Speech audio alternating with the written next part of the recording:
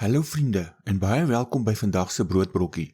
Ons mors dikwels ongelooflik baie van ons daaglikse energie. Ons haak vas by gister se foute of ons raak verlam deur bekommernis oor môre se onsekerhede. Die verlede is verby en buite ons beheer en môre lê nog heeltemal voor ons. Tog vergeet ons om te leef in die enigste oomblik wat God werklik vir ons gegee het, vandag. Ons skrifgedeelte vir vandag kom uit Matteus 6 vers 34 wat soos volg lees: Kwel julle dus nie oor môre nie, want môre sal hom oor sy eie dinge kwel. Elke dag het genoeg van sy eie kwaad.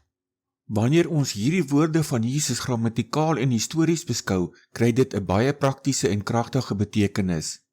Jesus het hierdie woorde tydens die bergpredikasie gespreek. Hy het gepraat met gewone mense, ambagslui, vissers en boere wat onder die swaar druk van die Romeinse oorheersing en hoë belastings geleef het.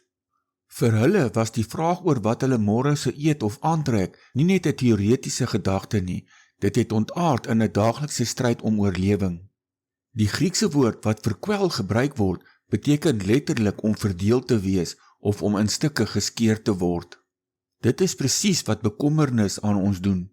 Dit verdeel ons aandag sodat ons nie vandag se genade kan beleef nie.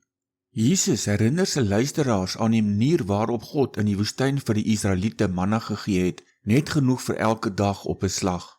As hulle probeer het om manna vir môre op te gaar, het dit sleg geword. God gee vir jou genade en krag vir vandag. Wanneer jy oor môre bekommerd raak, probeer jy 'n las dra waarvoor jy nog nie die genade ontvang het nie. Hier is 'n skriftuurlike feit om onsself aan te herinner. God gee nie sy genade vooruit nie, dit word daagliks nuut uitgedeel. Die skriftuurlike feit van God se verbondstrou is dat hy nooit verander nie.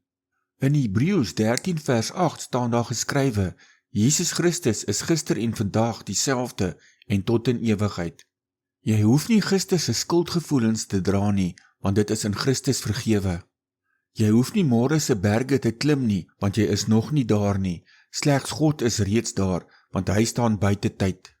Jou roeping is om vandag getrou te wees met dit wat God in jou hand gesit het. Kom ons bid saam. Hemelse Vader, dankie vir die geskenk van vandag. Vergewe ons waar ons vrede mors deur vas te haak by gister se foute of vrees vir môre se uitdagings. Help ons om te rus in U soewereine sorg. Leer ons om voluit te leef in die hede met ons oë vasgenaal op U.